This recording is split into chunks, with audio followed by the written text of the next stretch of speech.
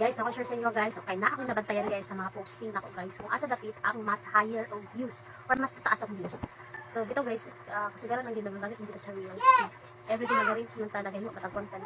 Labi na naning kamot ta na ma-invite sa mga tools. Labi na guys, kung dili pa kita makuha na to sa sulod sa duha ka bulan, sulod sa duha ka bulan dili pa nato makuha ang 60k minutes views. 60k minutes video views. Tapos mao man na imong 2 months, pabalik na po ka sa dati guys. Nanalo siya. So dapat kay consistent jud guys kay para diba ma-unlock nimo ang ang tools nga nga imong gusto. So pero guys diba ilan man isa mo na ang content monetization. So na nakatanan sa photos, sa likes, sa bonus na dito na siya sa sharing, sa comment, dito na maka the more mo comment, the more mo like, the more mo share. Bonus na siya guys.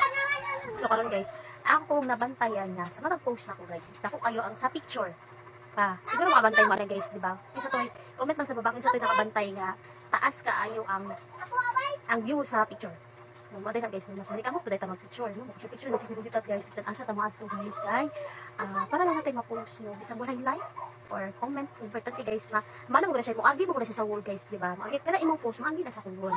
Wala bisan dili na ko na i-like tan-aw ba tan-aw na nimo and then mo na siya tatanawon, isusulat imo hangtod pinaka picture di ba ina ta. Bisan dili ta mo like mo tan-aw ta. So mo na nagkaroon ka views.